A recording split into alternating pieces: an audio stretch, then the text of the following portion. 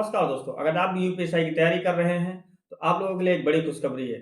जैसे कि अभी हमारी 4543 वैकेंसी थी और वो अब लगभग 2000 बढ़ के 6500 वैकेंसी होने वाली है, जिसका एक नोटिस वायरल हो रहा है। जैसे ही ऑफिशियल कंफर्मेशन आएगा, तो मैं आप लोगों के लिए एक वीडियो बना के दे दूँगा और आप लोगों को वो नोटिस भी प्रोवाइड करा दूँगा। बाकी हमने 100 डेज़ की सीरीज़ चालू की थी, जिसमें हमारे 50 डेज़ कंप्लीट हो चुके हैं। आज हम इस वीडियो में बात करेंगे हमने 50 डेज़ में क्या सीखा, क्या हमारी गलतियाँ रहीं और हमें क्या आगे सुधारने की ज़रूरत है।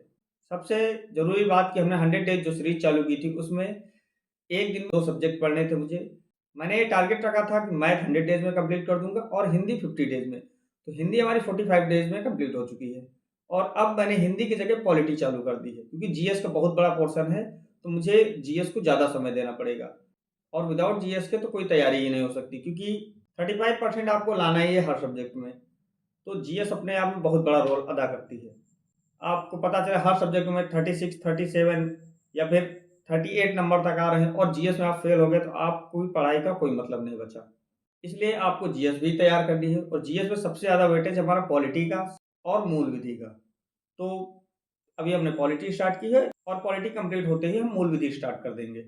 अब हम बात कर लेते हैं मैथ में हमारा क्या-क्या कंप्लीट हो चुका है। मैथ में हमारे कुछ टॉपिक कंप्लीट हो चुके हैं, जैसे कि नंबर सिस्टम, लासा-मासा, सरलीकरण, औसत, अनुपात समानुपात, age problem, partnership, percentage, profit and loss, बट्टा, मिश्रण, साधारण ब्याज, चक्रवृद्धि ब्याज, टाइम एंड वर्क, नल और टंकी, और अभी हमारा चल रहा है ट्रेड। लगभग 20 दिनों में हमारी मैथ पूरी कंप्लीट हो जाएगी, जो कि हमने 100 डेज का टारगेट रखा था। लगभग 75 डेज में हमारी मैथ कंप्लीट हो जाएगी और फिर हम इसी टाइम पे चालू कर देंगे रीजनिंग को। आप लोगों की पढ़ाई कैसी चल रही है, कमेंट में ज़रूर बताएं। इन 50 दिनों में हमने क्या सीखा, क्या गलतियाँ की, क्या अच्छाइयाँ थी हमारी, इसके बारे में बात करें तो सबसे अच्छी चीज़ थी कि कंसिस्टेंसी बनाए रखना।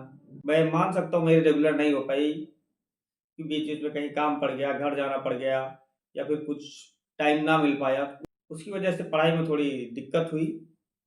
बाकी जितना हो सका हमने पूरा एफर्ट दिया। सबसे अच्छी चीज़ तो यही हुई कि हमने 50 दिन कंप्लीट कर लिया पढ़ाई के, और दूसरी अच्छी चीज़ हमने हिंदी कंप्लीट कर ली अपने टाइम से पहले।